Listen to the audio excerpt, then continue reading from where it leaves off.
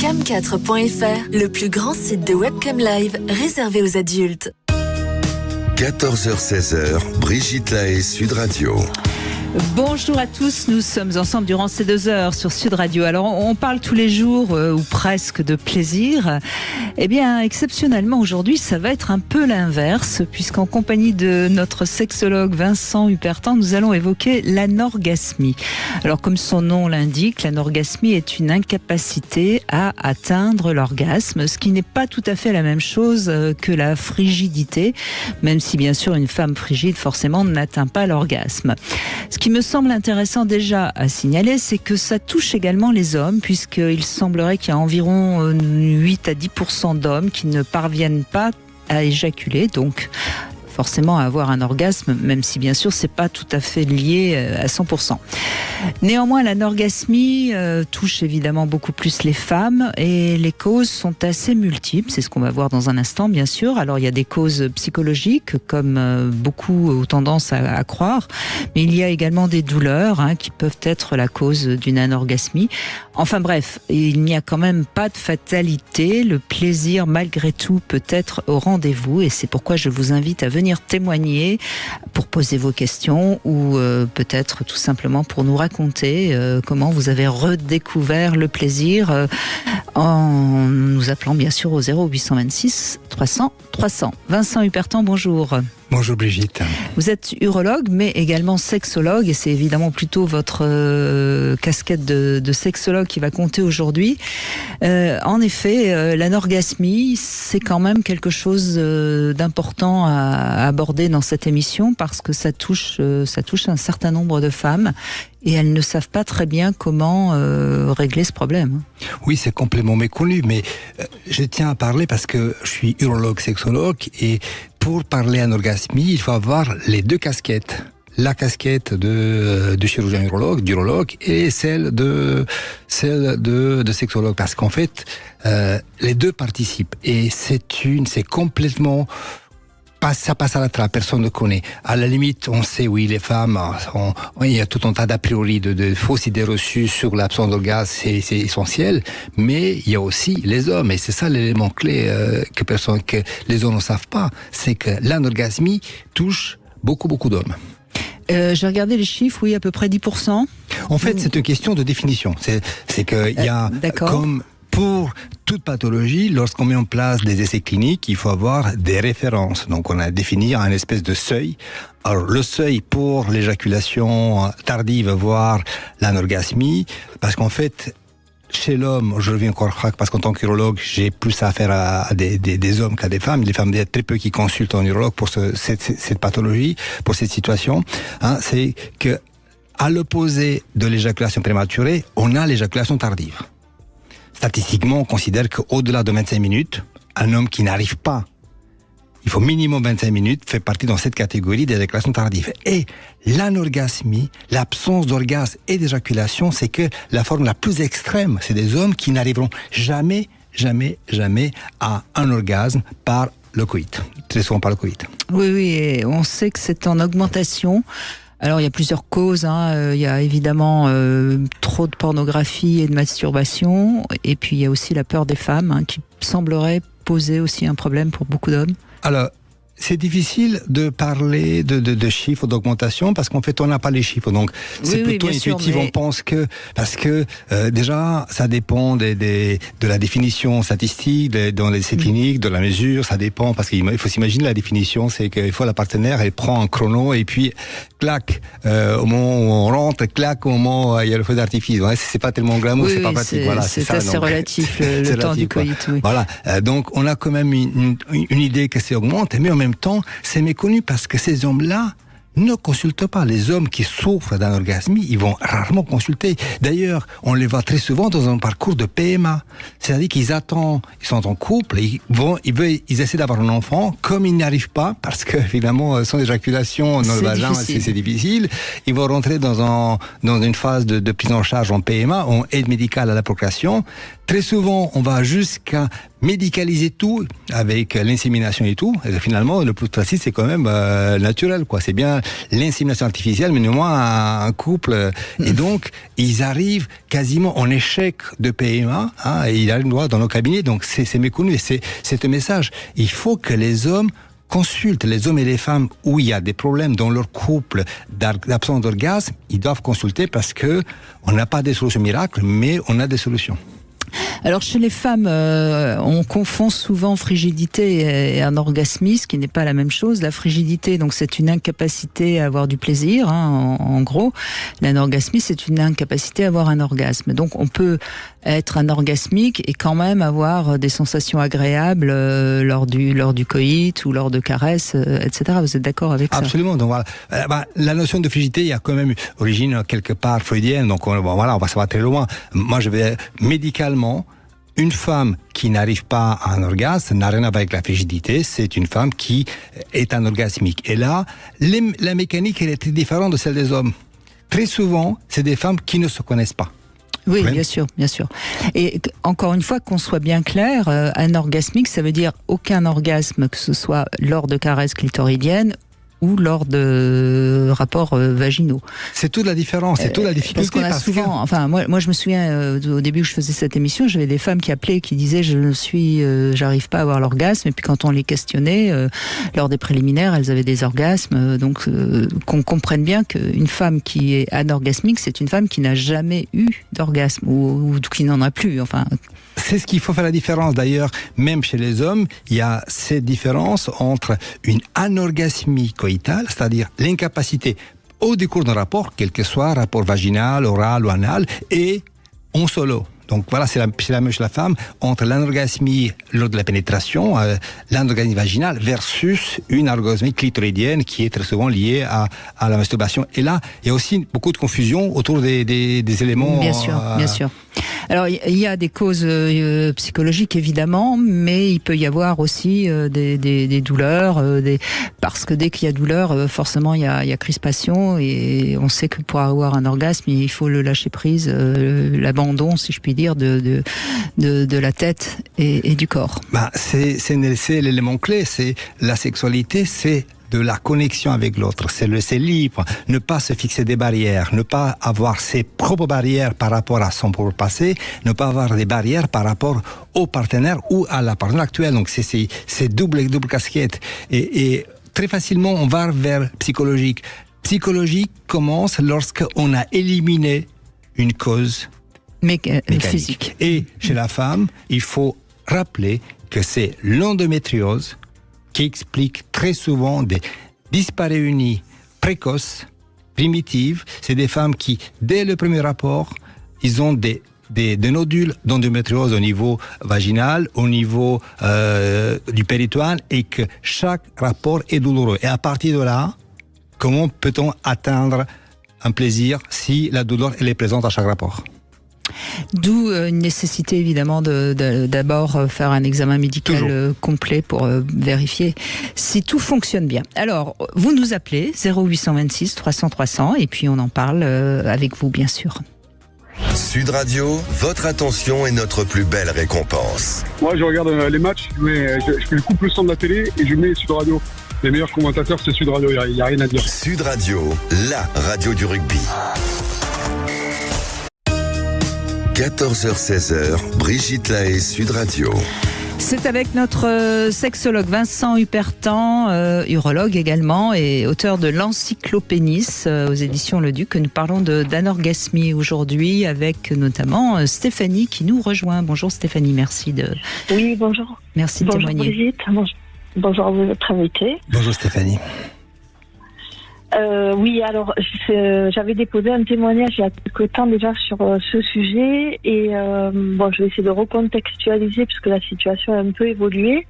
Donc j'ai 49 ans, j'ai eu mon premier enfant il y a 20 ans à peu près et j'ai commencé à avoir des problèmes d'anorgasmie. Enfin, je sais pas si c'est le terme, mais je n'avais plus d'orgasme pendant les pénétrations suite aux accouchements, etc. Donc j'ai bien cherché pendant une quinzaine d'années des solutions, mais par ailleurs j'avais des orgasmes au niveau clitoridien, etc. Donc je fonctionnais que sur ce mode-là. Et en fait, ça me poursuit toujours, c'est-à-dire que j'ai quand même du plaisir. Donc je ne sais pas si je suis dans le thème, mais je n'arrive pas à passer un certain palier. Alors que vous en aviez donc, si j'ai bien compris, avant la naissance de votre enfant. Voilà, c'est ça. D'accord. Et il y a la question physique. J'ai pas mal creusé le sujet et j'ai du mal à me passer un certain palier. Voilà, j'ai du plaisir, mais au-delà d'un certain moment, j'ai pas l'impression que c'est explosif comme quand j'étais, avant d'avoir mon enfant, mes enfants. Du coup, là, j'approche quand même de la ménopause et le souci, c'est que mon corps est en train de changer. Il vient de se rajouter d'autres préoccupations et voilà, ça vient un peu faire nœud là, tout ça. Donc, je sais plus trop où j'en suis. Je sais pas si vraiment j'ai une sexualité satisfaisante. Elle l'est, mais j'ai l'impression qu'elle est pas aboutie au niveau pénétration. Voilà. Oui. Alors votre témoignage est important parce qu'il est assez révélateur de la sexualité féminine. C'est-à-dire que c'est beaucoup plus complexe. Bon. Vous n'êtes pas anorgasmique puisque vous avez eu des orgasmes avant les enfants. Vous en avez encore quand il y a des stimulations clitoriennes. Donc vous n'êtes pas anorgasmique. Mais vous n'êtes pas satisfaite parce que vous avez connu des choses plus agréables avant. Et vous aimeriez retrouver, j'imagine, ces orgasmes lors des coïts. Mais vous avez quand même du plaisir. Et moi, comme ça, intuitivement, la première chose qu'on a envie de dire, et je pense que Vincent, vous êtes d'accord, c'est que vous êtes devenue mère et peut-être que ça coince un peu dans la tête. Ou alors, il y a des douleurs ou des choses qui sont dues aux accouchements, mais on a l'impression que c'est l'un ou l'autre, peut-être un peu les deux d'ailleurs.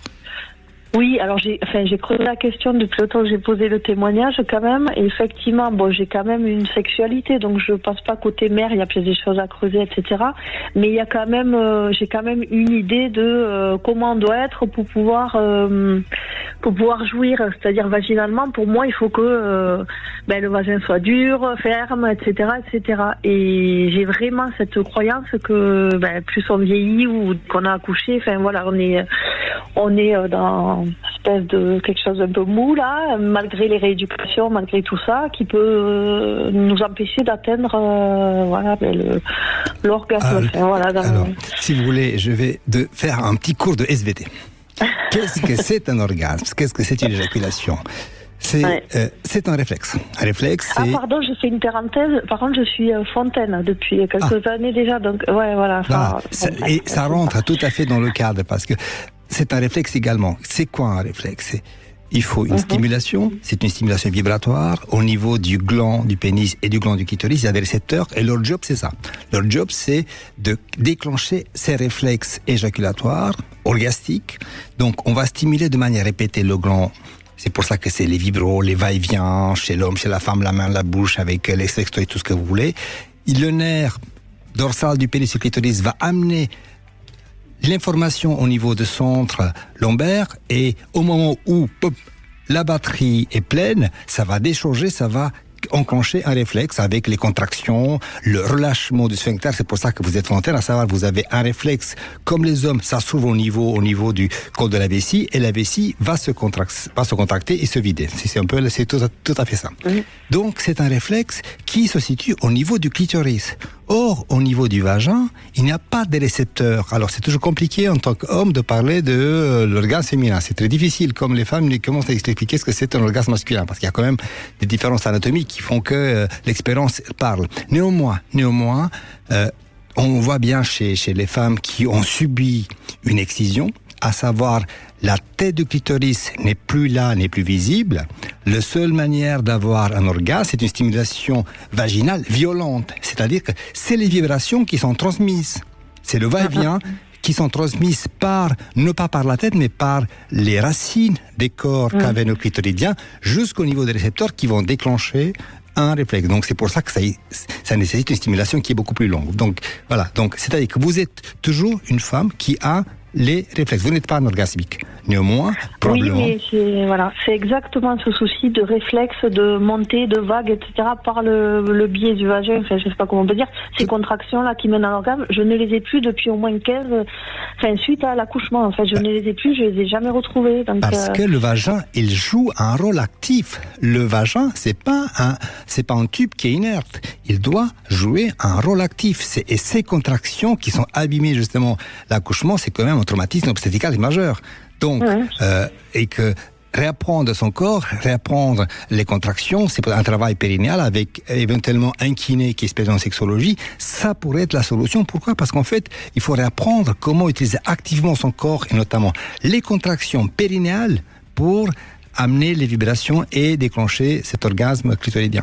Mais Stéphanie, vous avez le sentiment lorsque vous êtes pénétrée que vous sentez moins le pénis de votre partenaire, par exemple ? Oui, c'est revenu, mais je me renseigne pour soit faire du laser vaginal, parce qu'il y a aussi le problème de sèche-tresse, mais j'ai un peu peur. Non, pour l'instant, rien n'a prouvé que ça marchait. Hein.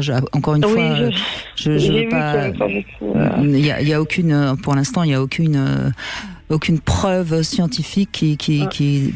Non, je crois... Vous savez, Stéphanie, il y a même des femmes qui ont des orgasmes avec des pénétrations anales. Donc, encore une fois, c'est une manière de retrouver vos sensations et ça vous appartient.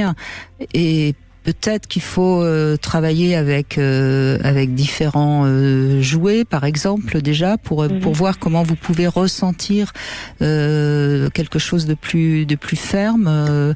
Pourquoi pas aller avec des boules de geisha. Moi, dans votre cas, je pense que rien n'est perdu, vraiment. Mais je suis entre deux, oui. Je suis entre deux parce que le reste fonctionne, mais alors c'est une question de musculature, je sais pas comment on peut le dire.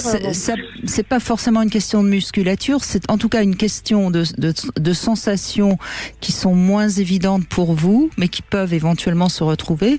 Et encore une fois, ça fonctionne dans le corps et ça fonctionne dans la tête. C'est l'un et l'autre.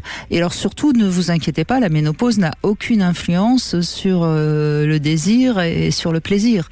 Moi, j'ai aucun problème de libido, mais par contre, je vois bien que mes lèvres s'affinent, il y a des signes du temps quand même qui sont pas forcément agréables. Et j'ai encore de la libido, mais il faut pas que ça se surajoute au reste, sinon ça va être très compliqué. Mais on sent quand même beaucoup d'inquiétude chez vous par rapport à tout ça, vous voyez. Et finalement, tout ça, ça rend moins de, comment dirais-je, moins de liberté lors des rapports, parce que forcément vous êtes certainement en train de guetter un peu vos sensations, et en guettant vos sensations vous bloquez un petit peu le lâcher prise. Et moi de lâcher prise. Donc moi je vous encouragerais à faire toute seule des exercices avec un jouet pénis de taille qui correspond à votre vagin, et essayez de voir comment vous pouvez vous resserrer sur cet objet, et déjà reprendre confiance dans vos sensations. Et ensuite, quand vous faites l'amour, oubliez tout, quoi, et laissez-vous aller. Surtout si vous êtes femme fontaine, il n'y a pas de raison que vous retrouviez pas si je peux être sûre que ça redevient un réflexe, que je m'en occupe pas et que ça redevienne un réflexe, moi j'avais abandonné l'idée, honnêtement, mais... Bien sûr que... moi je sais pas, Vincent, je crois qu'il n'y a aucune raison que ça revienne pas. Vous voyez, déjà, la passivité, ça mène à l'échec. Oui. Donc, il faut que votre corps, il faut réapproprier, il faut réapprendre le corps, et justement des objets qui vont renforcer. On est tout à fait dans ce qu'on parlait de la rééducation du pelvis. Donc, réapprenez, et que ce soit des objets, des boules de geisha, tout est utile pour prendre le corps, c'est à vous. L'orgasme viendra pas avant, il ne viendra pas si vous n'allez pas le chercher. Ça, c'est sûr et certain. D'accord. Et il faut lâcher l'idée que c'est perdu, quoi. Tout est possible. Tout est possible. Merci beaucoup. Merci en tout cas de votre témoignage. Merci beaucoup. Allez, on fait une petite pause. On continue bien sûr à vous donner la parole et à essayer de vous aider à retrouver l'orgasme. C'est René qui sera avec nous dans un instant. Vous voulez parler à Brigitte Lahaie ? 0826 300 300. 14h-16h, Brigitte Lahaie, Sud Radio. Vincent Hupertan, urologue et sexologue, est avec nous et on évoque l'anorgasmie et René témoigne. Et c'est très bien parce que j'étais sûre qu'il y aurait un homme qui allait témoigner pour nous dire que il faut pas confondre éjaculation et orgasme, hein, René. Bonjour. Bonjour. Allez-y, je vous en prie, on vous écoute. Ah, c'est moi. Alors oui, je vais téléphoner en disant que ce que vous venez de dire, je pensais que vous ne le saviez pas, donc l'éjaculation et l'orgasme, ce n'est pas la même chose, ce ne sont pas deux choses différentes. Je m'explique plus clairement pour le public. Quand vous couchez avec une femme, vous éjaculez, vous êtes un peu essoufflé, elle est convaincue que vous avez pris un immense plaisir. Elle vous sort un truc du genre alors heureuse, mais adapté au masculin. Ah, t'as bien pris ton plaisir. Et quelquefois, pas du tout. Généralement, quand même, pas mal. Mais quelquefois, pas du tout. À l'inverse, il m'est arrivé de vraiment jouir, c'est-à-dire au point que je gémissais presque comme une femme avant d'éjaculer. Tellement c'était agréable. Alors, pour les auditrices qui veulent que ça leur arrive, j'ai quand même un petit conseil. Il faut quand même beaucoup caresser l'homme. Le caresser, le pincer, enfin ce que les hommes vous font, vous le faites à l'homme, quoi. Trop de femmes croient qu'il suffit qu'elles écartent les cuisses et qu'elles nous tiennent le dos ou les fesses et puis voilà, on est au paradis. Quelquefois oui, hein, mais souvent non. Voilà, donc il faut nous manipuler comme les hommes vous manipulent. Mais alors, quand je dis, gémir presque comme une femme, parce que c'était vraiment ça, quoi. Alors, en général, quand même, quand on a un grand plaisir sexuel, nous les hommes, c'est au moment de l'éjaculation. Faut être honnête. Mais ce qui m'a amené à téléphoner, c'est qu'il m'est arrivé, pas toute ma vie, hélas, j'ai 69 ans, donc voilà. Sur l'ensemble, ça a dû m'arriver 4 ou 5 fois, d'avoir un plaisir immense, à tel point que j'aurais pu me passer de l'éjaculation. Après, vous voyez? Oui, bien sûr. Tellement j'étais satisfait de ce que j'avais écrit. Le corps vibrait, l'âme vibrait, tout était génial. Alors, ce que vous dites est tout à fait juste, hein, bien sûr, mais quand même, en règle générale, l'éjaculation et l'orgasme sont liés, enfin sont liés. Oui, d'ailleurs, je l'ai reconnu dans ce que j'ai dit. Quand j'ai parlé de plaisir, j'ai dit que le plus souvent c'était en éjaculant. Mais enfin, il m'est arrivé 5 fois que ce soit complètement séparé. Et surtout, que les femmes comprennent que c'est pas parce qu'on a éjaculé qu'on a pris un grand plaisir. Alors, il peut y avoir des... l'éjaculation, c'est qu'on est soulagé après, oui. Il peut y avoir des éjaculations plus tristes que d'autres et plus joyeuses que d'autres, oui, absolument. Il y a des feux d'artifice qui ratent parfois, donc... Oui. Ah oui, en plus, je vais vous donner un souvenir. La première fois que j'ai eu une histoire d'amour, c'est-à-dire 1 an, j'avais la chance ou la malchance de paraître plus âgé que mon âge. Donc à 18 ans, je me faisais accoster par des femmes de 25. Elles me disaient, tu me ramènes à la maison? Mais bon, j'avais que les clés de mon vélo, quoi. Mais donc ma première histoire d'amour, c'était comme ça, avec un écart puis à un moment, elle s'est faite psychanalyser. Il est arrivé ce qui arrive toujours, elle est tombée amoureuse du psychanalyste. J'ai pu obtenir une dernière séance d'amour, si vous voulez. Et puis bon, elle s'ennuyait tellement que j'ai éjaculé dans la tristesse la plus totale. Je me suis dit qu'il fallait plus jamais demander une dernière séance sexuelle, hein, quand ça s'effrite. Oui. Voilà, donc ça peut être une tristesse absolue.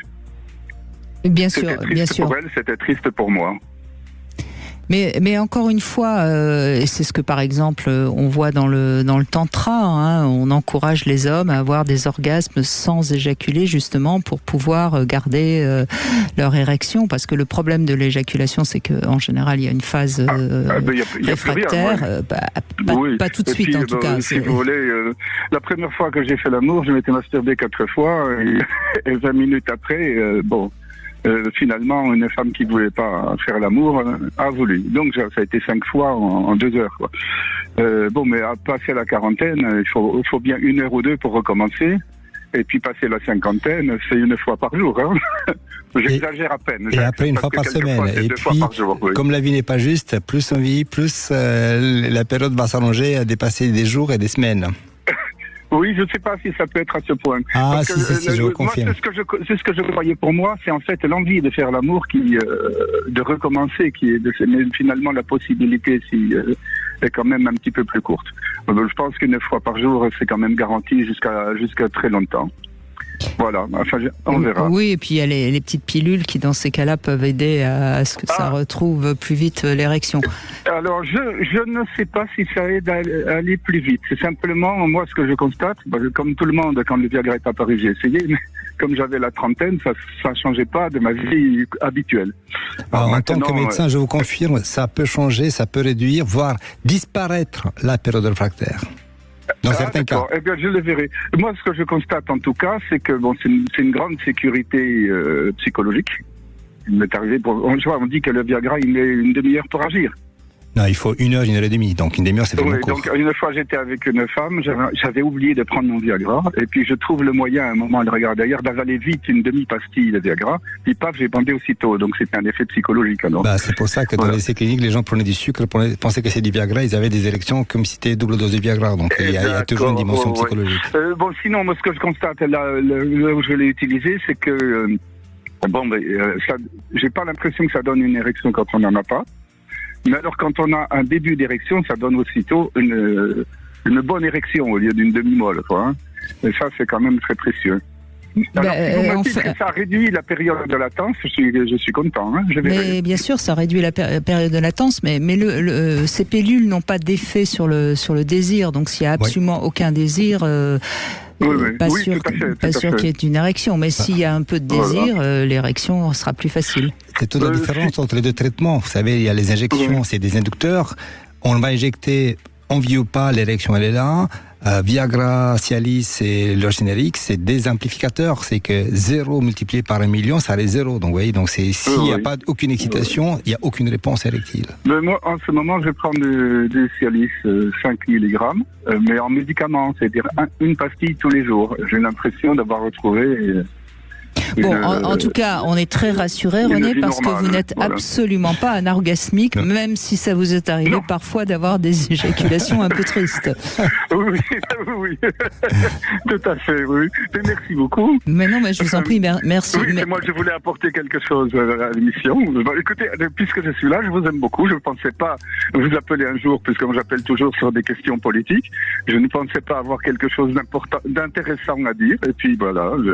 Et puis j'aime beaucoup vos petites vannes sexuelles là, parce que ça me permet de faire des vannes, répéter des vannes quelquefois horribles. Écoutez, exceptionnellement aujourd'hui, je me suis creusé la tête pour en trouver une de devinette qui a un rapport avec la politique. Donc je l'ai trouvé, ce sera pour tout à l'heure, juste avant 15h. Merci René, en tout cas, merci beaucoup. Vanessa, vous êtes avec nous, bonjour. Bonjour. Tous les deux. Bonjour Vanessa. Alors vous connaissez le principe, vous allez répondre à 3 questions intimes et puis vous pourrez en poser une ensuite à Vincent Hupertan qui nous écoute, qui est avec moi d'ailleurs. Alors première question Vanessa, est-ce que vous avez eu un orgasme lors de votre première fois ? Alors là, non. Non. Le coup raté. Non. C'est malheureusement c'est malheureusement plus souvent le cas que le contraire. Hein, donc rien d'étonnant à ça. Oui. Un peu trop stressé par la situation. Oui. Pour avoir un lâcher prise et pour avoir un orgasme quand même. Bon, mais j'ai l'impression que ça s'est rattrapé depuis. Ah oui. Donc tout va. Donc tout va bien. Deuxième question, il va peut-être faire beau cet été, on ne sait jamais. Est-ce que vous avez un endroit particulier où vous aimeriez faire l'amour ? Où est-ce que j'aimais pas fait l'amour et que j'aimerais faire l'amour ? Bonne question. Là, tout de suite, bonne question. Oui, je sais pas. J'ai déjà fait pas mal de lieux insolites. Alors donnez-moi quel est le lieu insolite où vous avez fait l'amour, parce que ça fera fantasmer un peu ceux qui nous écoutent alors. Alors, on va dire dans les bois, on va dire pas loin d'un pré, dans une prairie, caché entre 2 voitures lors d'une feria. Ça c'est déjà plus chaud, oui. Oui, voilà. Donc du coup là j'ai pas d'idée, je dis pas avoir tout fait, mais du coup ça me... Donc vous avez validé les classiques. La voiture c'est fait, au bureau c'est fait, vous avez validé les... Voilà. Bon, il y a déjà... c'est fait, je sais pas. Bon d'accord, il reste plus beaucoup de choses, il vous reste peut-être les toilettes publiques d'un magasin. Le sous-marin, il vous reste le sous-marin, la soucoupe volante, et la fusée. Enfin, L'avion, parce que j'ai jamais pris l'avion. Le train, vous avez jamais pris l'avion? Je l'ai pris. Vous avez jamais pris l'avion? Ah bah dites donc. Non, pas encore. C'est étonnant, j'envisage. Mais voilà. Et évidemment, si vous prenez l'avion, ça sera votre but ultime. Et ouais, je sais pas avec qui je suis. Oui, j'imagine bien sûr. Et alors dernière question, quelle serait pour vous la qualité essentielle d'un bon amant? Qu'il soit à l'écoute, peut-être. À l'écoute de quoi? De vos gémissements? Ça, je suis sûre qu'il appréciera, mais oui, à l'écoute de ce qui pourrait me faire donner jouissance, oui, surtout. D'accord. Bon, eh bien, allez-y, Vincent Hupertan vous écoute, vous pouvez lui poser une question. Alors, on parle du non-orgasmique en ce moment, mais moi, j'ai une amie, quand elle arrive au stade ultime, elle dit que ça lui donne comme des courants, comme si ça lui faisait de l'électricité. Et alors là, quand on a les doigts là où il faut pas, on est à bloqué parce qu'elle serre les jambes. Et après, tant que, on va dire, la sensation orgasmique n'est pas passée, bonjour, c'est bloqué. C'est quoi qui déclenche ce genre de choses? Parce qu'après, on ne peut plus la toucher, c'est fini. Voilà, il faut attendre que ça passe pendant un moment pour pouvoir... ça arrive aussi chez des hommes, une espèce une avalanche de neurotransmetteurs qui crée une espèce des sensations du courant électrique dans les jambes, dans le périnée, qui est extrêmement désagréable et qu'il faut attendre que cette vague parte. C'est tous ces hommes qui ont la même chose avec parfois des douleurs qui peuvent durer un certain temps. Donc c'est extrêmement pénible. Donc d'ailleurs, ce qui pousse à espacer le rapport sexuel parce que l'orgasme, c'est problématique. En règle générale, quand même, c'est souvent provoqué peut-être par une sorte de tension, comme si au lieu de relâcher le corps, il y avait une sorte de tension un peu forte. Donc, il faudrait peut-être l'encourager à être plus détendue au moment où elle sent que le plaisir monte.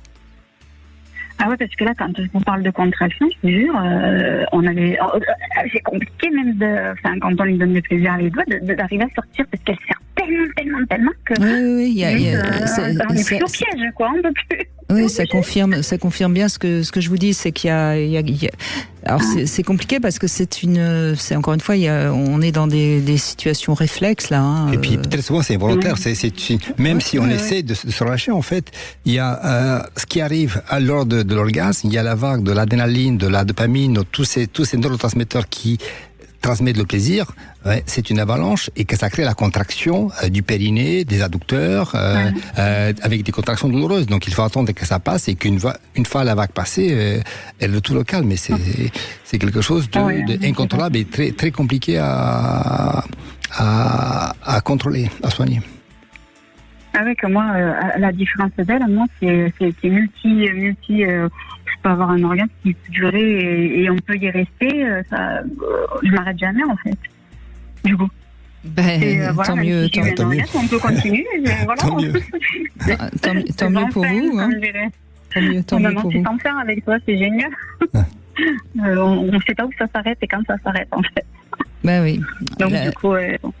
Mais encore une fois, le mystère du plaisir et de l'orgasme reste entier. On a encore beaucoup à découvrir et c'est pas évident parce que c'est tellement variable suivant les individus. Donc on avance. C'est difficile à étudier aussi. C'était très compliqué à étudier parce que les conditions au laboratoire, avec des électrodes, avec un IRA, avec un scanner pendant le boogie ça a été. Alors il y a déjà eu des expériences de fait, mais c'est vrai que c'est assez statique parce que l'acquisition c'est statique, donc du coup c'est extrêmement compliqué d'étudier la dynamique en mouvement. Je sais bien. Mais on avance. Merci Vanessa, on se fait une petite pause et on se retrouve avec vous et notamment avec Marlène dans un instant. 14h-16h, Brigitte Lahaie, Sud Radio. Cam4.fr, le plus grand site de webcam live réservé aux adultes. 14h-16h, Brigitte Lahaie, Sud Radio. C'est avec Vincent Hupertan, sexologue, que nous évoquons l'anorgasmie, et c'est Marlène qui est avec nous maintenant pour témoigner. Bonjour Marlène, merci d'être avec nous. Oui, bonjour Brigitte, bonjour Vincent. Bonjour Marlène. Bonjour. Et alors, voilà. Alors moi, mes questions, vous avez répondu quand même à pas mal de questions, Vincent, déjà. Mais bon, alors voilà. Moi, il y a deux sortes de relations. Il y a la relation où on a envie de la personne et puis on sait que le lendemain, c'est fini parce que ça s'est pas bien passé. Et puis il y a la relation où vous avez envie de faire un petit bout de route. Alors dernièrement, j'ai eu une relation de 3 ans avec un monsieur. Et ce monsieur était très adepte aux vidéos porno et il se masturbait beaucoup. Et il voulait rester très longtemps en érection. Vous voyez, il voulait un petit peu reproduire aussi peut-être ce qu'il voyait sur les films. Et puis peut-être qu'il... Alors, moi, je me disais, mais il veut rester longtemps en érection pour moi, pour mon plaisir. Alors, on en parlait quand même, hein, on en parlait, on était quand même assez ouvert là-dessus. Et puis, il n'avait jamais d'éjaculation. Et ça a duré des mois. Moi, vous savez, moi, c'était une challenge après, hein. Bah oui. Du coup, c'est devenu un truc. Et puis, j'ai fini par parce qu'il éjacule. Bon. Et ça a été. Alors il disait un truc, je ne sais pas si vous allez me répondre. Il disait qu'il avait du plaisir sans éjaculer, comme disait le monsieur là avant. Mais apparemment, quand même, ça va ensemble, non? Enfin, je veux dire, l'éjaculation, le plaisir est c'est en même temps, c'est lié, c'est à la base pour un monsieur. Alors, c'est un plaisir différent. Le plaisir du va-et-vient, c'est le plaisir de la caresse. Oui. C'est le plaisir. Imaginez la même chose, la stimulation clitoridienne. C'est la même chose. C'est ce plaisir de stimulation qui, en permanence, ça donne une présence de plénitude, de connexion à l'autre. Et puis, ça augmente, jusqu'au moment où on arrive à la phase de l'orgasme. Cette explosion qui s'accompagne d'explosion hormonale des molécules qui vont déclencher dans la tête le feu d'artifice, et en bas ça se trouve par les contractions périnéales avec le bulbe caverneux, avec qui vont amener l'expulsion avec violence de liquide séminal à l'éjaculation pour assurer la fertilité. Donc ce qui pousse d'ailleurs tous les mâles, hein, c'est le mécanisme de l'évolution de l'espèce, de la sélection sexuelle, c'est ça qui pousse les mâles à chercher l'orgasme, parce que c'est le mécanisme de la survie. Hein. D'accord. Ouais. D'accord, c'est l'orgasme. D'accord, l'orgasme. Alors lui, il me disait toujours quelque chose. Je lui disais, mais voilà, tu vas pas jusqu'à l'éjaculation. Il me disait plus tard. Mais est-ce qu'il vous disait qu'il avait des orgasmes? Et il disait qu'il avait du plaisir. C'est ça.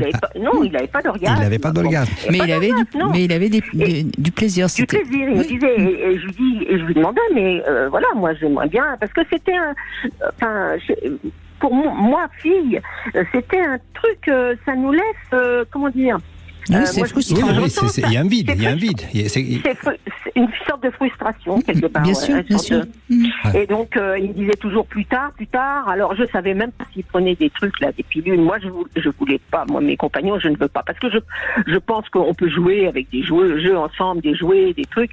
Mais on a 2 corps et pour moi, on peut déjà s'en servir. Bon, non, le plaisir masculin au niveau du gland, s'il n'y a pas d'érection, le plaisir dont on parlait, il n'est pas suffisant, parce que parfois il y a des hommes qui arrivent à avoir une jouissance sur un pénis mou, mais le plaisir, il faut une érection, et que le traitement par les pilules, c'est uniquement pour l'érection. Ça modifie ni le désir. Par contre, il y a des hommes qui n'arrivent pas à jouir même manuellement, parce que souvent dans l'anorgasmie, à la fin du rapport, ils vont s'éclipser, ils vont aller dans la salle de bain, ils vont terminer en solo, parfois en debout, avec une manière classique, la stimulation habituelle qui leur permet d'avoir, mais par la honte, par l'on-dit, par la culpabilité, ils vont pas nécessairement l'avouer. Donc c'est plus tard, ils vont s'esquiver, soit ils simulent, soit ils vont s'esquiver, ils vont débrouiller en solo après la fin du rapport, soi-disant. Mais Oui, c'est ça. Oui, allez-y Marlène, que je vous en prie. Donc l'éjaculation, c'est le but. Enfin, c'est le, comment dire, je sais pas comment dire. C'est quelque part le point final. Le feu d'artifice. Absolument, c'est le point final qui met point, parce qu'on passe du mode cool, parce que l'érection est le mode zen, on passe dans le mode excitation. C'est pour ça qu'on a la respiration qui est allaitante, le cœur va vite, et il y a une décharge d'adrénaline et de dopamine qui vont, entre autres, entraîner la détumescence, la perte d'érection, qui est synonyme de la fin du rapport, et la tête se vide en même temps. Mais vous avez donné une information importante, Marlène. Vous avez dit qu'il avait regardé, qu'elle regardait beaucoup de porno. Donc il avait certainement monté son excitation et sa sexualité sur la notion d'une performance où on est tout le temps en érection, qu'on fait jouir la femme, mais qu'on reste toujours dans le contrôle. C'est ça, dans le contrôle. Et ça, c'est un grand truc chez beaucoup de garçons. Et puis il y a une autre dimension. Rester dans le contrôle. Oui. Il y a une dimension manuelle, ce qu'on appelle, comme étiologiste, on appelle la masturbation idiosyncratique. C'est-à-dire que des hommes, ils ont une habitude particulière d'appliquer la main, les doigts sur des endroits très stimulés qu'on ne reproduit jamais ça avec le corps. Donc, oui, parce qu'ils serrent beaucoup plus le bas de la verge avec leurs mains que le vagin ne peut le faire. Le vagin, c'est son tube, exactement. Donc, du coup, on n'a pas le même plaisir. Et ils ont un mécanisme. Parce que ce qu'on sait tous, et c'est valable pour les femmes aussi, quand on a une manière particulière d'arriver à l'orgasme, parfois, on est un petit peu bloqué. Si on n'a pas cette manière-là, on n'y arrive pas. Et certainement que votre compagnon, à l'époque, il avait l'habitude d'avoir un orgasme avec cette stimulation manuelle. Et il était très heureux comme ça, de vous faire jouir, de vous regarder et de se regarder, vous regarder, si je puis dire. Et voilà. Mais ce qui est dommage, c'est que vous n'ayez pas pu en parler plus ensemble. Parce qu'après tout, à un moment donné, il faut aussi accepter et prendre son plaisir, et puis ne pas vouloir absolument qu'il ait son orgasme si c'est pas son but, voyez. Oui, je peux comprendre, mais moi, si vous voulez, c'était comme je vous ai dit, une espèce de je voulais qu'il arriver moi, je me mettais en cause en fait. Je voulais arriver à ce qui. Oui, je comprends. Je comprends. C'est moi que je mettais en cause en fait. Mais vous n'y êtes pour rien. C'est comme un homme qui veut absolument faire jouir une femme. Si elle n'est pas prête à jouir, il n'y arrivera pas. Vous comprenez? Oui. On n'a pas le pouvoir de faire jouir l'autre en fait. C'est ce qui. Et pourtant, on veut tout le temps avoir le pouvoir de faire jouir l'autre. En fait, on a le sentiment d'être responsable des dysfonctions de l'autre, que ce soit l'orgasme, la pénétration, l'érection, et donc on se remet chaque fois en cause pourquoi il n'arrive pas, et que s'il n'y a pas cette communication, on a le sentiment que oui, c'est à cause de moi. C'est ça. Mais la consommation de films, je pense que ça avait une grande part aussi dans sa façon de fonctionner. De films, vous voyez, pour la performance, pour rester longtemps en érection, tout ça, ça avait une grande part, une grande part. Oui, mais sans doute. Il était certainement très bien quand il était en érection, et se regarder en érection faisait partie de son excitation et de son plaisir. C'est ça. Mais c'est pas l'orgasme, c'est pas la finesse, il y a quand même. Alors là où vous avez raison, Marlène, c'est que donner son orgasme à l'autre, c'est quand même un signe d'abandon, de confiance et de confiance, et on offre son orgasme à l'autre. Et ne pas l'offrir à l'autre, donc ne pas vous donner son orgasme, c'était aussi une manière quelque part de rester toujours un peu en retrait, si je puis dire, dans la relation. C'est-à-dire de tenir toujours, d'être toujours le patron, d'être toujours quoi Si vous voulez, oui, pourquoi pas. Et en fait, le fait de ne pas communiquer autour de ça laisse dans la tête de l'autre tous les scénarios. Voilà ce qu'on fait. Mais en fait, on ne sait pas ce qui se passe, parce que comme on ne sait pas, et que très souvent ces hommes, ils vont arriver, parce que l'excitation elle persiste, donc il faut, pour trouver la paix, la sérénité, il faut qu'il y ait la décharge orgastique. Donc très souvent, les hommes vont s'en débrouiller autrement. Mais le fait de ne pas l'avoir dit et s'abandonner avec l'autre, y compris ouvertement, fait que l'autre, vous voyez, là on fait des scénarios sur ce qui se passe, et en fait en réalité on ne sait pas ce qui se passe, on ne sait pas pourquoi il n'arrivait pas. bon dire là-dessus, Vincent, j'irais même plus loin par rapport à notre orgasme. Nous, moi, une fille, ça m'est arrivé, ça m'est arrivé bon nombre de fois quand même, pour que ça s'arrête, de simuler. C'est ça aussi.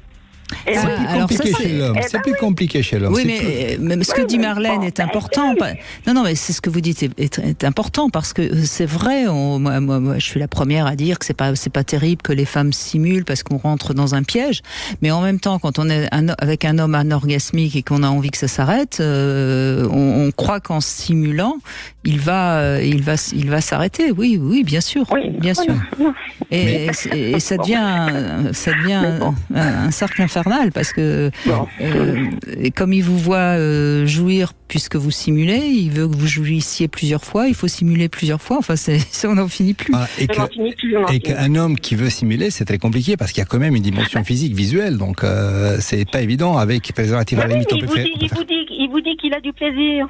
Alors non, mais il vous dit, bien sûr, mais il a pas... Il n'a pas rentré dans les détails. Il n'a pas menti. Il a pas menti. Mais il avait certainement du plaisir, mais du plaisir qui était peut-être pas aussi partagé que ça. Et je comprends bien qu'à un moment donné, vous vous sentiez frustré.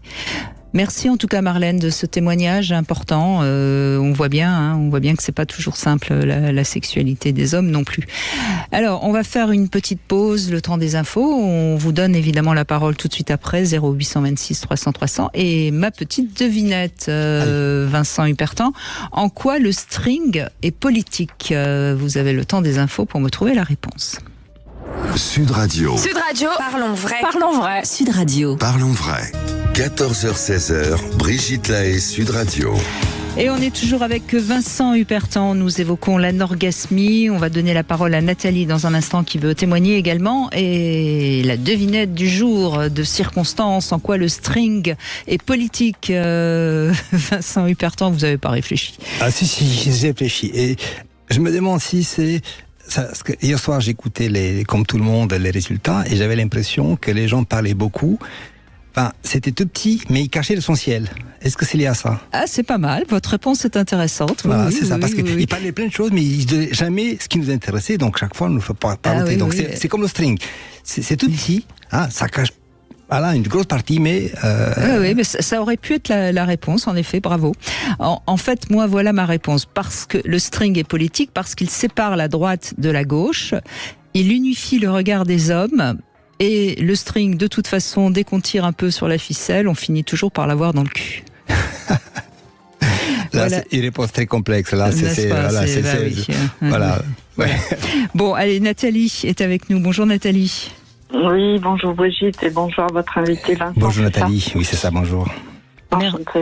Merci de témoigner. Donc vous êtes depuis des années sans orgasme, c'est ça? Eh bien, j'étais. Voilà une bonne nouvelle. La bonne nouvelle, oui. Oui, en fait, j'ai commencé par rencontrer l'orgasme toute seule, et puis après, j'ai eu pas mal de problèmes avec les relations avec les hommes, et au final, j'ai cherché pendant longtemps quel était le problème, parce que toute seule j'arrivais bien et que j'arrivais pas avec un partenaire. Et au final, j'avais des orgasmes qu'on appelait avant clitoridiens. Maintenant, je sais que on a changé la donne et le vocabulaire. Mais aujourd'hui, en fait, après le réveil d'une amnésie traumatique qui a été assez traumatisant puisque c'était il y a 3 ans, je me suis aperçue que j'avais été incestuée. Et j'ai travaillé là-dessus, j'ai travaillé sur mon corps parce que je suis aussi sophrologue, c'est mon métier. Et en fait, j'ai retrouvé je sais pas comment exprimer ça. J'ai retrouvé mon vagin, en fait, la sensibilité de mon vagin. Donc j'ai l'impression qu'il est resté mort pendant. Aujourd'hui, j'ai 61 ans, donc il est resté mort pendant 59 ans. Et il s'est réveillé il y a pas longtemps. Donc je peux dire que j'ai connu l'anorgasmie au niveau disons au niveau vaginal surtout, j'avais vraiment aucune sensation. J'avais vraiment l'impression d'avoir un vagin mort. Et voilà, maintenant il s'est réveillé, donc je trouve que c'était intéressant de partager ça avec vous. Oui, c'est vraiment important parce que ça montre bien qu'il peut y avoir toujours une révélation à quel que soit son âge, quel que soit ce qu'on a vécu. Parce que on le sait, l'inceste est un véritable handicap sur la sexualité des femmes, mais c'est pas un handicap forcément définitif. Il y a des femmes qui ont des orgasmes malgré des incestes.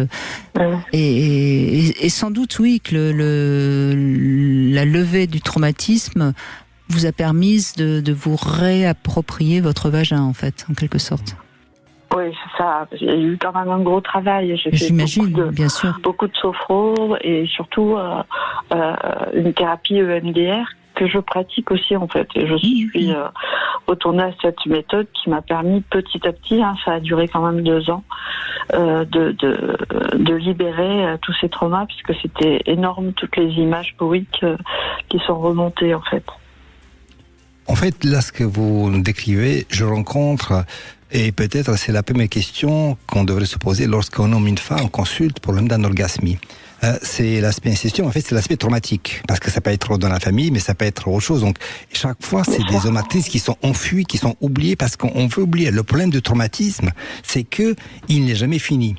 C'est que l'épisode qui a eu lieu X temps, il n'est jamais terminé, ce que l'on voit dans le stress post-traumatique. Et ce stress post-traumatique va faire que on va revivre les mêmes images, les mêmes souvenirs douloureux, donc qui m'empêchent. Et donc le corps, qu'est-ce qu'il fait ? Il va supprimer les afférences. Donc on a un vagin, on a un pénis qui est anesthésié. Parce qu'on ne ressent rien, il n'y a plus rien. Et tant qu'il n'y a pas ce travail, et les techniques MDR, comme d'autres, comme l'hypnose ou d'autres, c'est des techniques qui permettent de fermer, de clôturer quelque part cet épisode pour se réapproprier le corps. Voilà, et en fait, le fait d'avoir fait un double travail à la fois sur le corps et à la fois sur les croyances qui sont liées au trauma, m'a permis de retrouver des vraies sensations, des sensations que j'avais jamais connues.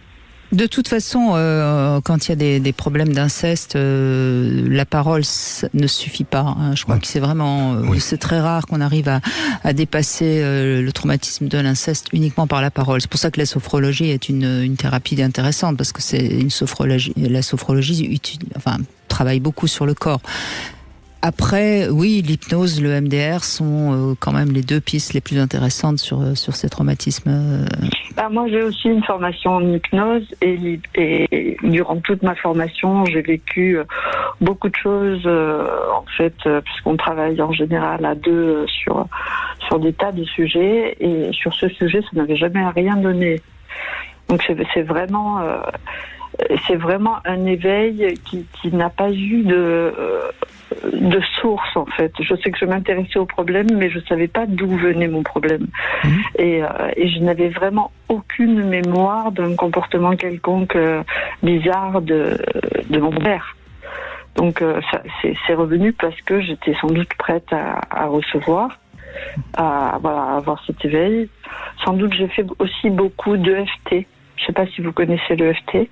Non, je ne connais pas. C'est quoi ? C'est Emotional Freedom Technique. C'est une technique de libération des émotions et qui n'a vraiment pas l'air comme ça. En fait, on tape sur les points d'acupuncture en même temps qu'on prononce des phrases qui sont percutantes sur les émotions qu'on vit, en fait. Et donc moi, cette incapacité que j'avais à lâcher prise pendant la relation sexuelle, j'avais pu l'identifier, mais je savais pas du tout d'où elle venait. Et en fait, c'est après avoir vraiment décidé de travailler sur plusieurs méthodes, et je vous dis, et c'est venu après avoir fait un gros travail en EFT, qu'est venu ce réveil. Et ça me surprend pas, parce que très souvent, pour arriver à dépasser le traumatisme, il faut revivre les émotions négatives. Enfin, en tout cas, les émotions qu'on a eues et qui ont fait qu'on a bloqué justement le corps. En fait, souvent on veut les oublier. En fait, on va les oublier, mais en fait, en les oubliant, on va les refouler. Donc, du coup, elles restent toujours actives quelque part dans la mémoire. Elle bloque le corps. Elle bloque, et voilà. Le corps n'est plus en rapport avec le psyché. Donc, il y a une espèce de dissociation et ça nous empêche d'arriver. Ce qu'ils expliquent d'ailleurs par cette anesthésie. Mon vagin était mort. C'est des mots qui disent tout. C'est-à-dire que vous n'avez pas l'impression d'avoir un vagin qui est sensible, au plaisir. Vous avez une idée de l'âge auquel votre père a abusé de vous? Ça a été très très très jeune et ça a duré pendant des années, ça a duré pendant 15 ans. Et en fait, petit à petit, les scènes sont revenues. J'ai commencé par les refuser complètement parce que je pensais que j'étais en train de devenir folle.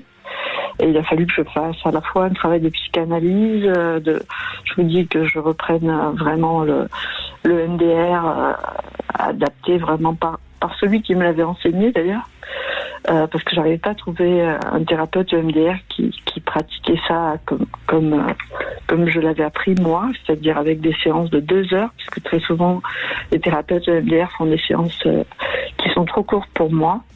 Et voilà, c'est grâce à ça. Et en fait, ça a vraiment été une révélation. C'est comme si on levait le voile sur un corps qui avait refusé tout plaisir, en fait. Eh bien, merci en tout cas, Nathalie, de votre témoignage, qui est un témoignage évidemment qui se veut positif et d'espoir pour toutes celles et ceux qui nous écoutent. Merci, Nathalie. On fait une petite pause, on revient avec Émilie dans un instant. Sud Radio, votre avis fait la différence. J'adore vos invités, la variété de vos émissions. Voilà. Je suis bercée par le rythme de Sud Radio. Sud Radio, parlons vrai. 14h-16h, Brigitte Lahaie, Sud Radio. Vincent Hupertan est avec nous, vous êtes sexologue et urologue. Vous l'avez bien précisé au début parce que ça concerne aussi les hommes, l'anorgasmie, et c'est pas forcément plus facile d'ailleurs à guérir quand c'est un homme que quand c'est une femme. Mais pour l'instant, c'est une femme qui nous a rejoint et elle s'appelle Émilie. Bonjour. Bonjour Brigitte, bonjour Vincent. Bonjour Émilie. Alors donc, vous n'êtes pas concernée, vous? En effet, je ne suis pas concernée et je dois dire que depuis quelques années, je suis devenue femme fontaine. Et en fait, je voulais m'exprimer sur d'autres manières de prendre du plaisir, même sexuel, mais sans passer par l'acte physique. En fait, pour moi, donc c'était pendant le confinement. En fait, j'ai découvert la calligraphie. Donc avec un calligraphe. Donc c'est pas un pinceau, ça ressemble à un stylo plume, mais oui, c'est ça, plate. Et avec ça, dessiner des lettres, écrire des mots, inventer des lettres et des symboles, ça m'a apporté énormément de plaisir. Ça me transportait dans un autre monde et pour moi, c'était de la masturbation du cerveau. C'était vraiment magnifique comme expérience.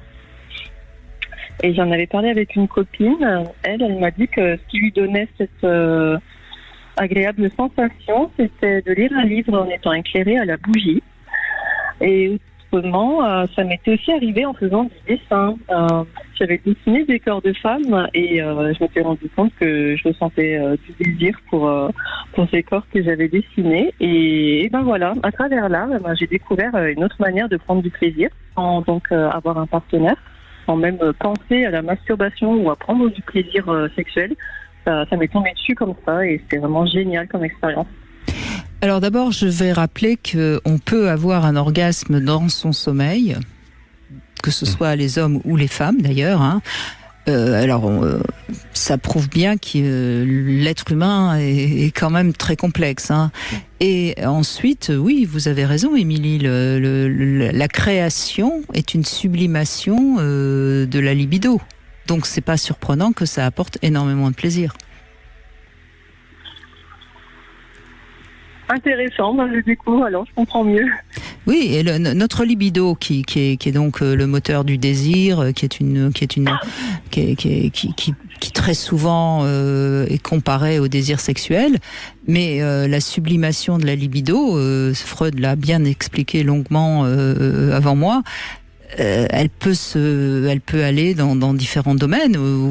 Là, puisque on a entendu beaucoup d'hommes politiques ces derniers jours, faire un discours politique peut apporter une excitation et voire même une excitation presque orgasmique. Donc, on voit bien comment l'être humain peut s'accorder des plaisirs, pas forcément uniquement sexuels. C'est génial, mais ça me donne encore plus envie d'explorer l'art. Oui, bien sûr, allez-y, franchement. Vous êtes d'accord, Vincent? C'est ce qui se passe.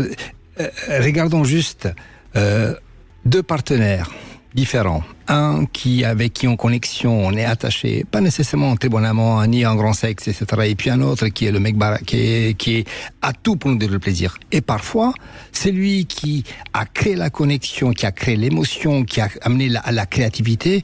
Ça peut être beaucoup plus explosif que l'autre qui a tout ce qu'il faut au niveau pour la stimulation génitale. Vous voyez, donc il y a quand même une grosse dimension, c'est-à-dire c'est que le plaisir orgastique, ce n'est pas que le corps, ce n'est pas que la partie génitale, c'est toutes les excitations extérieures, le psyché, le tact, l'odorat, le parfum, l'accord, le tact. Tout ça, ça peut participer. Et que, dans certains cas, il y a des hommes, il y a des femmes qui peuvent arriver, et on voit bien aussi dans notre train, c'est qu'il peut y avoir de stimulations qui vont amener pas loin, voire créer cette expérience orgastique que vous décrivez. Oui, et justement, en fait, les plus gros orgasmes que j'ai eus, c'était en me masturbant et en sollicitant mon imagination. C'est là que j'ai eu les orgasmes les plus explosifs. Et c'est là que je suis devenue femme fontaine. L'exemple type, c'est que vous avez accompagné le corps par cet imaginaire débordant, et vous laissez aller sur des territoires qu'on ne va pas explorer nécessairement avec un partenaire dans les conditions de la couette. Vous voyez ce que je veux dire ? Mais en règle générale, l'orgasme est plus voluptueux et plus agréable et pas forcément plus fort, mais en tout cas plus voluptueux quand on le laisse, quand on le fait monter, si je puis dire. Donc, votre imaginaire, il a quoi comme but ? Il a comme but de laisser monter la tension orgasmique. Et c'est pas étonnant que à ce moment-là, l'orgasme soit plus fort. Enfin, en tout cas, plus agréable. D'accord. Et oui, comme je le disais, c'est à cette occasion-là que je suis devenue femme fontaine. Et c'était pas avec un ou une partenaire.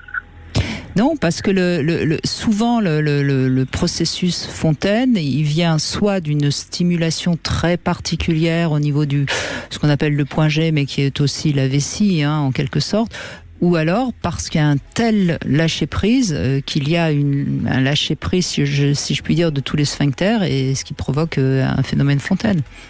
Et puis, tout comme tous les plaisirs, cette anticipation de plaisir. Je dis toujours, l'érotisme, c'est dans la dégustation. Plus on va le préparer, plus on prend le temps. Et là, on est dans la créativité parce que c'est pas du réel, c'est que de l'imaginaire. Plus on va le créer sur le mode imaginaire, plus il a des chances d'être explosif. Et parfois, c'est ce qui est fantastique, c'est cette préparation au plaisir va déclencher une vague, un tsunami de plaisir. Vous voyez ce que je veux dire ? Oui, c'est ça. Vous parlez de lâcher prise et en fait, effectivement, là où j'étais le plus femme fontaine, c'est quand j'imaginais des choses que je n'oserais pas faire dans la réalité, en fait. Sauf que là, mon imagination était complètement débridée et ça m'a fait beaucoup de bien. Oui. Parce qu'on se libère, donc du coup on enlève tous les freins et on est libre et que parfois c'est très compliqué avec une partenaire d'avoir le même niveau de lâcher prise. Mais je vais faire comme je le fais souvent, une comparaison avec la nourriture. Quand on se prépare quelque chose et qu'on a le temps et l'envie de se préparer un mets qu'on adore, on va saliver. Et quand on est dans une envie de faire l'amour et qu'on se l'imagine bien, qu'est-ce qui se passe ? On va lubrifier. Et on voit bien qu'il y a une sorte de préparation du corps pour que les choses soient agréables. Enfin, c'est pour ça que je dis souvent, on devrait prendre toujours le temps de se préparer les plaisirs de la vie de tous les jours. Parfois le quick, c'est bien, mais c'est quand même beaucoup plus riche, beaucoup plus complexe quand c'est préparé, quand on laissé mijoter longtemps. Donc du coup, ça va monter tout doucement et puis ça va donner l'explosion fantastique. Ah oui, tout à fait d'accord. Mais oui, je crois que il y a des tas de d'occupations qui sont des occupations qui nous apportent un plaisir qui est pas loin du plaisir sexuel, bien sûr, et qui déclenche, j'imagine aussi, tous les hormones qui vont avec. Hein. Voilà. Moi, j'ai une anecdote avec une Harley Davidson, par exemple. Un jeune homme. Elle était blonde ou brune? Non, c'est un vrai Harley, vous savez, le moteur. Et c'est en Suisse, un célibataire qui avait l'habitude d'aller des rencontres tarifées. Parce qu'en Suisse, vous savez, c'est légal. Et il me disait toujours, le plaisir, ce n'est pas quand il arrive, c'est quand il prend sa moto, parce qu'il a déjà dans la bouche le plaisir qui va au-delà de rencontre. Et plus il prenait le temps de se préparer, d'y aller, plus aller lentement, plus ça faisait du bruit avec son allée, plus l'expression du plaisir était géniale. Quoi. Et donc oui, même la moto, ça peut déclencher un orgasme d'enfer. Remarquez les vibrations d'une moto, peut-être ça participe. Ça peut participer. Bon, en tout cas, merci beaucoup, Émilie, de votre témoignage. Alors, vendredi, on parlait des endroits, des zones interdites où on n'aimait pas être touché, etc. Et comme il y a eu beaucoup de témoignages qui ont parlé de la zone anale, j'ai eu envie de faire un love conseil sur les caresses anales. Donc, c'est dans un instant, ce love conseil, justement. 14h-16h, Brigitte Lahaie, Sud Radio. Cam4.fr, le plus grand site de webcam live réservé aux adultes. Brigitte Lahaie, Sud Radio, le Love Conseil. Alors Vincent Hupertan, rappelons-le, oui, on peut avoir des orgasmes du côté de l'anal, et c'est pas forcément non plus le cas. Toujours est-il que les caresses anales, ça peut commencer par juste un titillement au niveau de l'arrêt des fesses, jusqu'à pourquoi pas une pénétration. En tout cas, c'est mon love conseil du jour, et pour ça, il faut écouter son corps.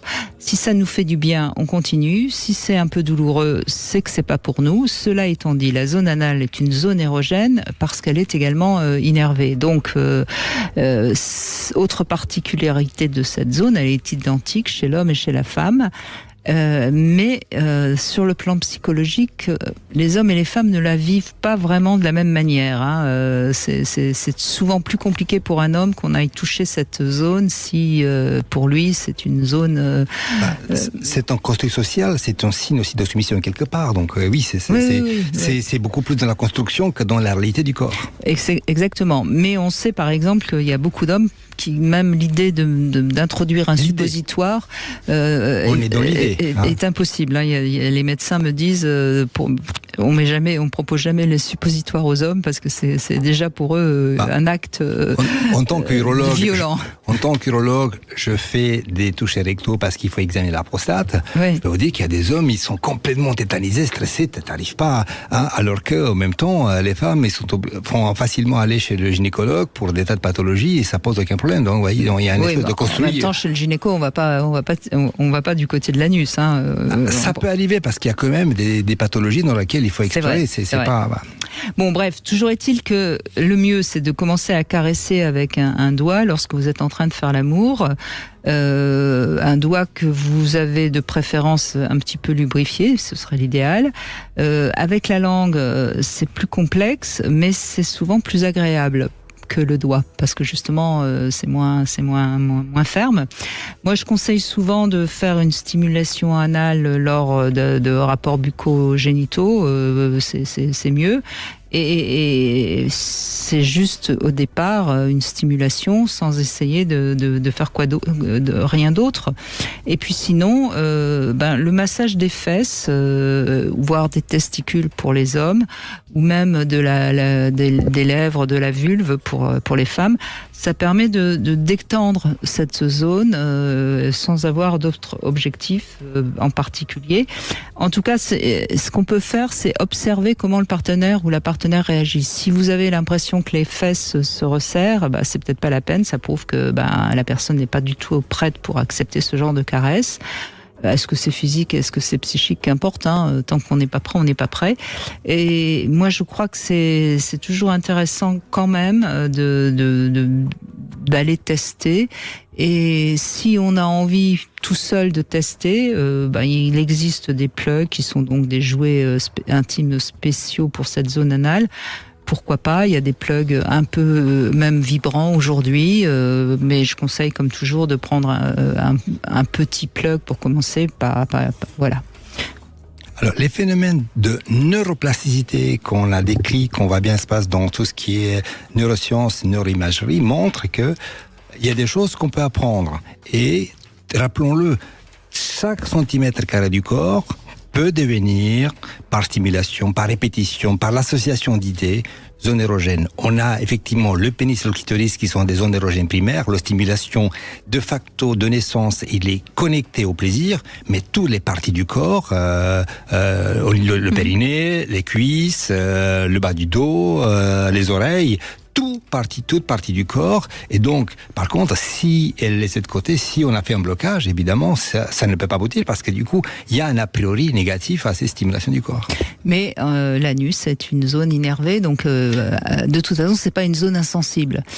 Absolument. Mais en fait, tout le corps est innervé, donc pratiquement tout le corps peut devenir aussi bien les orteils aussi. Oui, bien sûr, mais enfin, il y a des zones plus sensibles que d'autres en règle générale, encore une fois. Hein. Mais c'est plus l'idée. On sait que les creux, par exemple, du genou, du coude, sont plus sensibles que le bras ou la jambe. Voilà. Léa est avec nous maintenant. Bonjour Léa. Bonjour. Merci de réagir. Vous voulez évoquer votre relation avec un homme qui était donc sans érection, c'est ça ? Alors, pas tout à fait, mais plutôt avec une force érectile très diminuée. Et voilà, c'était plutôt dans cet ordre-là. Donc moi, j'ai principalement rencontré des personnes qui n'avaient pas de problème majeur. Et quand j'ai rencontré cette personne, ça m'a permis de faire la différence entre les expériences vécues et celle-ci. Et je dirais plutôt que sur cette expérience-là, avec le recul, ça traduisait un manque de confiance et peut-être d'autres troubles dont la manifestation se faisait sur le plaisir, qui pouvait être dans la tête, mais qui ne pouvait pas aller jusqu'au corps. Et donc vous rencontrez cet homme, il a quel âge quand vous le rencontrez ? 35-40 ans à peu près. Ah oui, donc c'était un homme encore jeune, hein, donc ça. Oui. Oui. Et en fait, qui n'apparaissait pas du tout comme tel, qui justement, alors là c'était intéressant avec l'expérience et le recul de la vie, je pense qu'il compensait à l'extérieur quelque chose, une confiance absolue dans certains domaines, et dans ce domaine-là il avait un trouble qui se traduisait par une force érectile très très faible et un côté très féminin. Alors, je sais pas trop ce que ça pouvait dire parce que la féminité, on l'a tous en soi d'une certaine façon, mais il y avait quelque chose qui n'était pas en phase ou en cohérence entre ses désirs de la tête, ses envies et ses possibilités physiques. Oui, donc quand vous le rencontrez, comme il avait l'air assez sûr de lui, tout ça, vous imaginiez absolument pas ça. Donc il y a pu y avoir pénétration ou pas ? Oui, quand même. Oui. Alors c'était un peu laborieux, voilà. Non, pas vraiment laborieux, mais très différent. Et là, on voit bien qu'il y a un problème. Donc, je pense que la première fois était maladroit de ma part. Parce que je me dis, oh là là, qu'est-ce que c'est ça ? Et puis très vite, j'ai pu. Je pense que j'étais à l'écoute et on a pu en parler. Et donc du coup, j'ai essayé de comprendre ce qui pouvait se passer. Donc c'est vraiment un problème de force et de durée dans le temps. Donc du coup, ça devient vite mou ou petit ou pas assez endurant, pas. Vous voyez, et en fait, vraiment avec le recul, je pense qu'il y avait une problématique de communication intérieure dans cette personne, des troubles d'autres genres qui se manifestaient à ce niveau-là. Mais moi, j'en avais absolument pas conscience à ce moment-là. C'est vraiment au fur et à mesure de l'écoute. Est-ce que la relation a duré combien de temps ? Alors, pas très longtemps, mais c'est après quelque chose qui s'est transformé en amitié. Et en fait, on a continué à se voir Et du coup, j'ai pu avoir les retours de ses partenaires, d'autres choses. Donc, c'est venu dans ma vie parce que c'était quelqu'un qui était très doux au sens sensible. Et donc, voilà, peut-être que cette douceur, elle était là. Et en même temps, il avait peut-être un côté très féminin que je recherchais à ce moment-là. Et mais il y avait une faiblesse. Et c'est en discutant que j'ai pu voir qu'il y avait d'autres troubles derrière et qu'il y a peut-être, je ne suis pas médecin, mais qui expliquait ce vase communicant avec une peur ou des choses qui venaient certainement de l'enfance, parce qu'il avait un frère qui n'était pas du tout comme ça, qui osait s'affirmer. Et lui, soit il s'affirmait trop fort à l'extérieur dans certains domaines, donc il pouvait paraître très viril.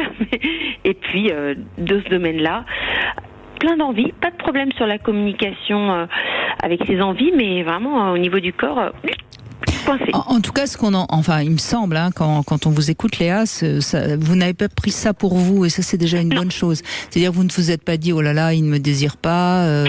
Vous avez visiblement tout de suite compris que c'était sa problématique à lui, et ça a certainement aidé à ce que ça soit pas problématique dans la relation, quoi. Oui, parce qu'après, disons qu'après on a pu développer des jeux.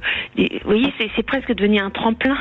Pas thérapeutique, mais quelque part d'aller chercher. Il avait besoin d'aller chercher dans ses rêves, de vivre quelque chose. Et avec le temps et les années, il m'a dit voilà, finalement, j'incarnais la personne avec laquelle il a pu se sentir bien. Et après, au fur et à mesure de sa vie, qui s'est stabilisée, je pouvais être à l'écoute pour dire qu'est-ce qui va pas, voilà. Ce que vous décrivez, c'est un grand classique, vous voyez.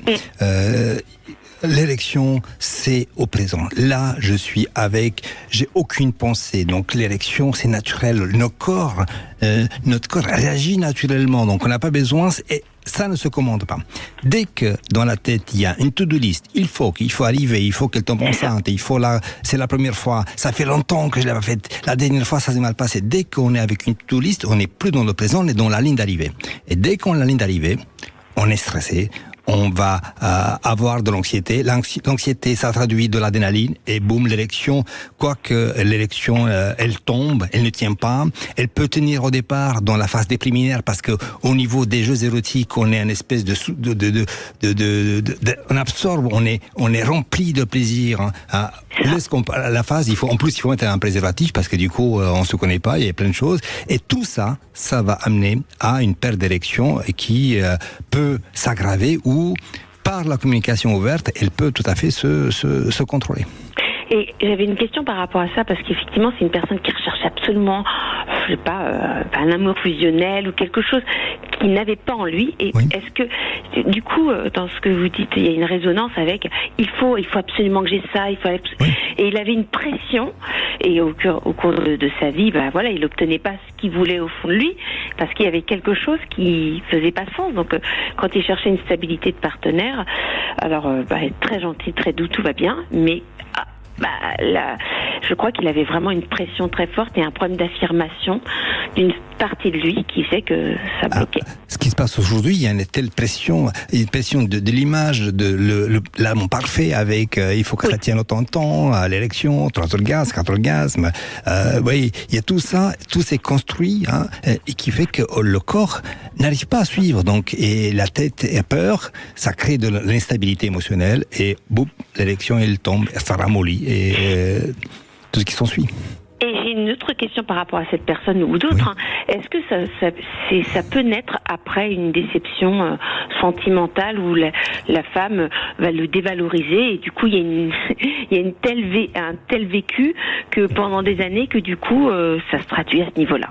Notre cerveau n'oublie rien. Tout ce que nous gardons en mémoire depuis qu'on a ouvert les yeux au monde, les phénomènes de la famille, les attouchements, les difficultés, les maux, les blessures, tout ça va se réactiver à l'occasion d'un rapport. Donc, oui, une blessure, un mot blessant, une remarque, tout ça, ça peut déclencher une perte de confiance avec perte d'érection quasi immédiate. Et qu'est-ce qu'on peut proposer finalement, d'après votre recul, à ces personnes si on les rencontre? Bon, ça ne m'arrive pas aujourd'hui, mais de toute façon, il y a un manque de confiance en soi, en sa virilité. Après, est-ce que c'est dû un traumatisme? Est-ce que c'est parce qu'il y a une femme qui a cassé la virilité de l'homme? Est-ce que c'est parce qu'il y a eu un tel chagrin d'amour qu'on a peur de se réinvestir? Enfin, vous voyez, les causes sont multiples. Mais ce qui est sûr, c'est qu'il faut redonner confiance à cet homme. Oui, alors ça prend du temps. C'était important. Oui, et en plus, enfin, je sais pas, moi j'entendais très souvent au cours de sa vie où il a essayé de la stabiliser, c'est on me demande d'être comme ci, comme ça, et en fait il dit mais on n'est jamais content, et je pense qu'il cherchait à plaire avant de s'accepter tel qu'il était. Finalement. C'est ça, vous avez la définition. On n'essaie pas d'être nous-mêmes, on essaie d'être ce que les autres attendent de nous. C'est ça, d'accord.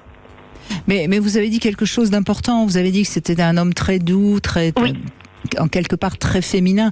Oui. On peut imaginer que dans sa construction de sa virilité, il y a un truc qui colle pas, quoi.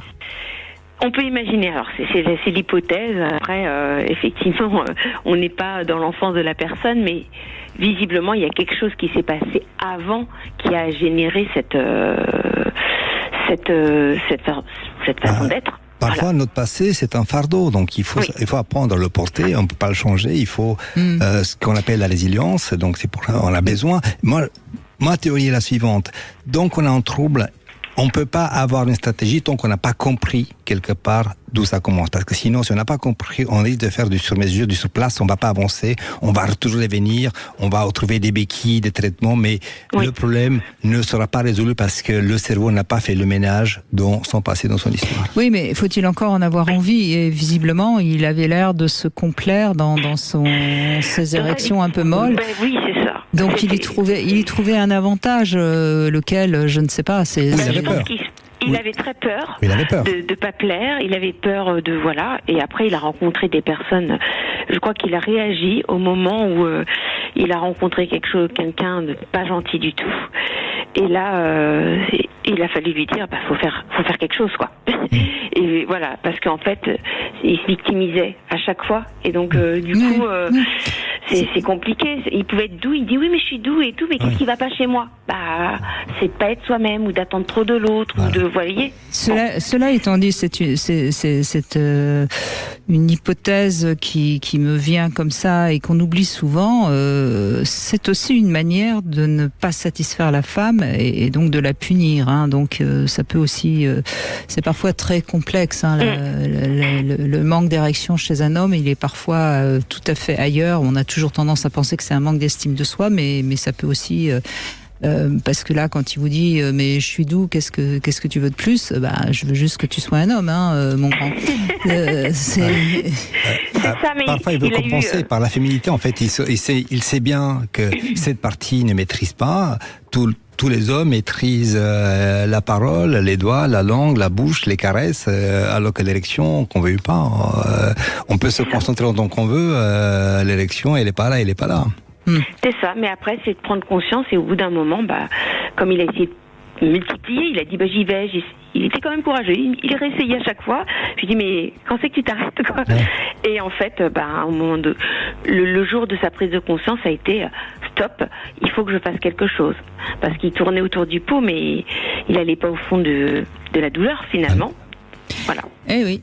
C'est un grand classique, également, grand classique. Merci Léa, en tout cas, de votre témoignage. Allez, on fait une petite pause et on va conclure avec Lise dans un instant.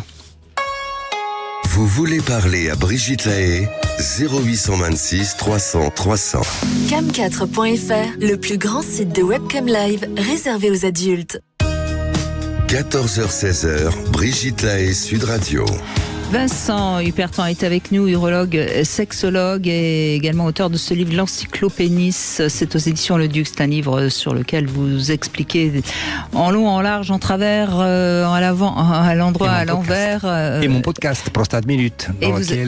Vous avez votre podcast. Pour parler justement de ces troubles sur la prostate et le lien avec la sexualité masculine et féminine. Donc c'est Prostate Minute. Prostate Minute. C'est facile et vous pouvez retrouver Vincent Hupertan. Bonjour Lise. Oui, bonjour Brigitte et bonjour Vincent. Bonjour Lise. Merci de m'accueillir sur votre antenne.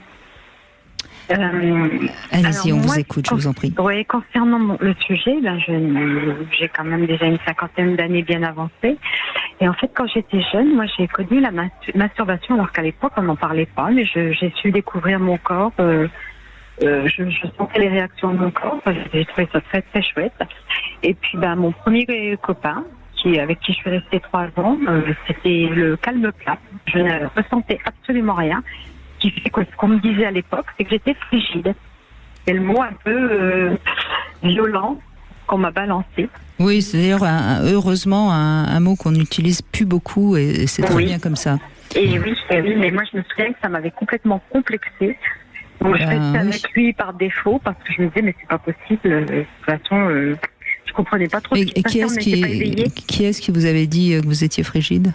La personne avec qui je partageais. L'homme avec qui vous étiez. D'accord. Oui. Et puis, je l'ai quitté quand même. Et puis, j'étais très amoureuse de quelqu'un d'autre et j'ai eu une relation avec cette personne. Et la première chose que je lui ai dite quand on s'est retrouvés tous les deux, c'est ouais, mais je suis désolée, vaut mieux quand même que tu le saches, je suis frigide. C'était tellement marquant chez moi, marqué. Oui. Et il me dit, mais non, t'inquiète et tout. Puis effectivement, alors, ça a été vraiment extraordinaire. Il m'a fait devenir femme, mais vraiment dans le bon sens du terme. Ce qui fait que je me suis rendu compte après, parce que ça n'a pas été plus loin. Enfin, j'ai vécu une relation avec lui, mais ça n'a pas été au-delà. Et je me suis quand même rendu compte que moi, mon corps ne réagit pas de la même façon en fonction de l'homme avec qui je suis. Et il y a des hommes avec qui je peux me laisser aller complètement et vivre des moments extraordinaires et vivre de la jouissance. De toutes sortes de façons d'ailleurs aussi, c'est assez génial. Et puis il y a des personnes, ça passe pas. Et quand ça passe pas, y a rien. C'est en fonction des sentiments que vous avez pour lui, ou c'est ça, hein? Alors je pense qu'il y a une grande part de ça. Enfin, il me semble que c'est ce que j'ai compris de moi, quoi. J'ai besoin quand même d'avoir un minimum de sentiments avec l'homme avec qui j'ai une relation sexuelle. Mais ça passe j'ai même pas envie de dire du simple au double, c'est très très bien sûr, antipodes, quoi. Mais cela étant dit, il y a aussi l'effet contraire, c'est-à-dire qu'il y a des femmes, quand elles ont des sentiments pour un homme, elles n'arrivent plus à avoir d'orgasme. Donc il vaut mieux quand c'est dans ce sens-là, hein, Lise. Oui. Alors bon, après voilà, moi je me connais un peu, voilà, et je me dis c'est comme ça, faut que je fasse avec ce que je suis. Mais alors, quel est l'intérêt d'avoir un rapport sexuel avec un homme pour lequel vous n'avez pas de sentiments? Parce que c'est finalement... Voilà, moi en tout cas, c'est ma façon d'être. Alors, je suis seule, mais je préfère, entre guillemets, m'amuser toute seule avec un sextoy que de passer une soirée désagréable avec un homme pour qui j'ai pas de sentiments. Vous avez raison, oui. C'est du temps perdu. Oui, exactement. Et puis c'est ma façon à moi d'être. Hein. Je m'en suis longtemps voulu, entre guillemets, mais je me dis après tout, je suis comme ça. Je m'accepte comme je suis. Et je me respecte. Oui, et c'est plutôt bon signe. Ça veut dire que vous êtes assez relié du haut en bas, si je puis dire, ou du bas en haut, comme vous voulez. Oui, parce que je suis pas sûre que ça soit utile de chercher à être autrement, parce que je vois bien des copines qui peuvent facilement passer une nuit ou un moment dans les bras de quelqu'un très très facilement. Moi, je peux pas.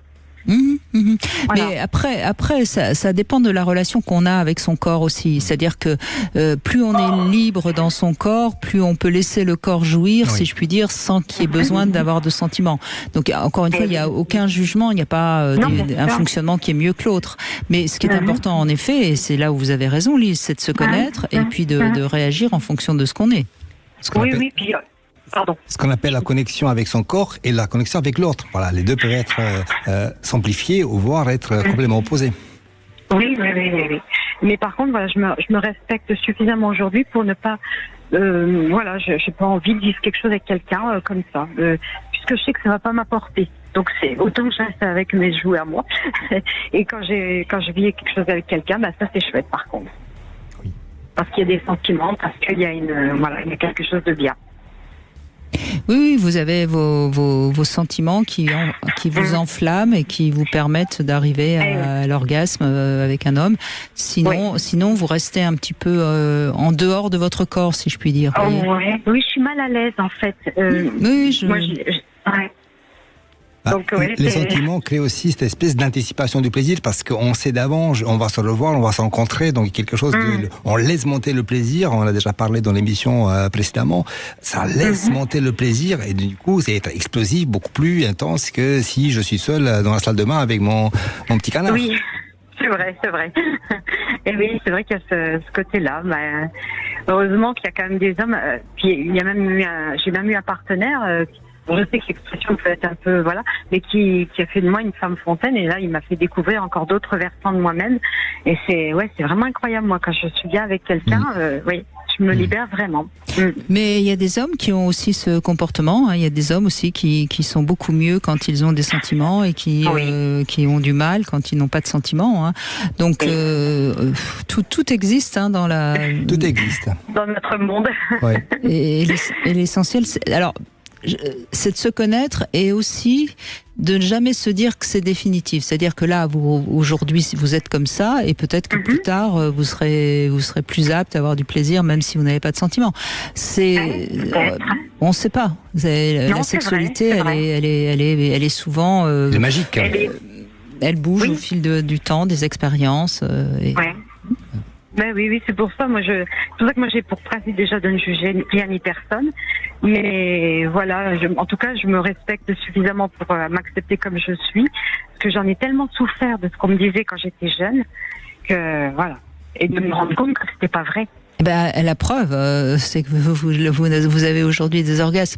C'est vrai que poser ce diagnostic de frigide sur une femme, c'est violent. C'est trop violent. Et c'est faux parce que la frigidité au sens... aucune femme n'est frigide. Elle peut par moment, en effet, avoir du mal à accéder au plaisir, mais la frigidité, c'est pas un diagnostic définitif. Oui, mais à l'époque, c'était quand même, tout reposait beaucoup chez les femmes. Tout était on était la cause de beaucoup de choses. C'est nous qui avons mangé la pomme. C'est la faute des femmes qu'on a été chassés. Enfin, merci en tout cas Lise, merci beaucoup. Vincent Hupertan, merci beaucoup. On peut vous retrouver bien sûr sur votre podcast. Demain, nous serons avec Christian Jamin. On va aborder la lubrification, autre sujet intéressant et qui capital. Est aussi capital, absolument. Et tout de suite, vous retrouvez Alexandre Dolovan, et puis Vincent, je rappelle également que vous êtes l'auteur de ce livre, l'Encyclopénis, aux éditions Le Duc. À demain. Sud Radio. Parlons vrai. Sud Radio. Parlons vrai.